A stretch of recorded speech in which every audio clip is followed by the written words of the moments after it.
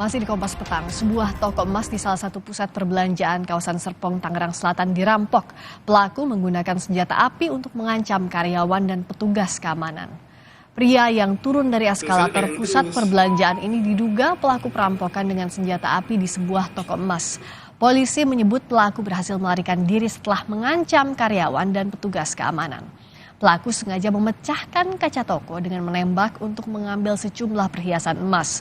Polisi telah melakukan olah tempat kejadian perkara dan menemukan satu buah peluru sebagai barang bukti.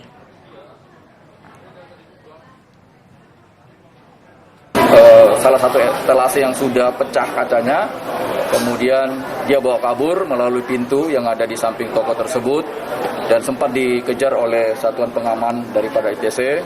Namun karena menggunakan senjata daripada satuan pengaman ini ragu, kemudian dia kabur sehingga hilang jejak.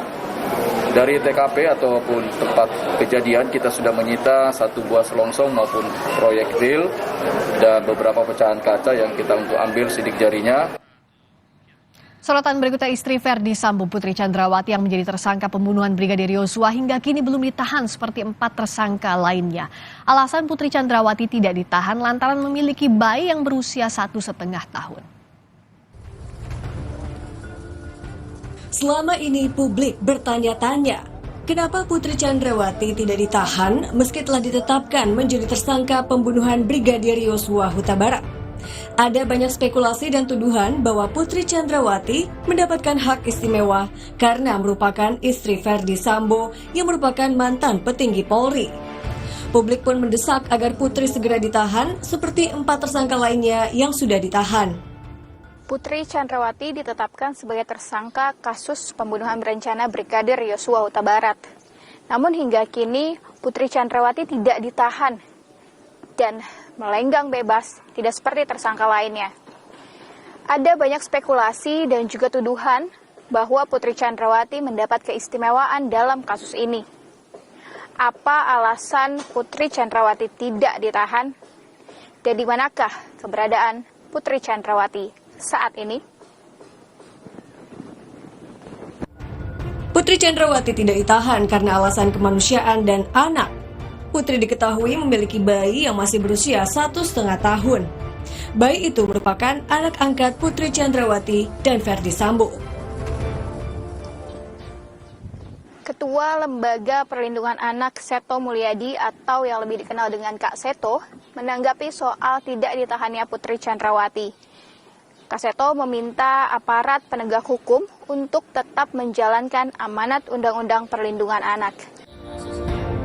Ketua Lembaga Perlindungan Anak Indonesia atau LPAI Seto Mulyadi atau yang dikenal Kak Seto menyebut penundaan penahanan tidak semata-mata ditujukan pada Putri Chandrawati, melainkan berlaku bagi kaum ibu yang tersangkut masalah pidana dan memiliki anak balita.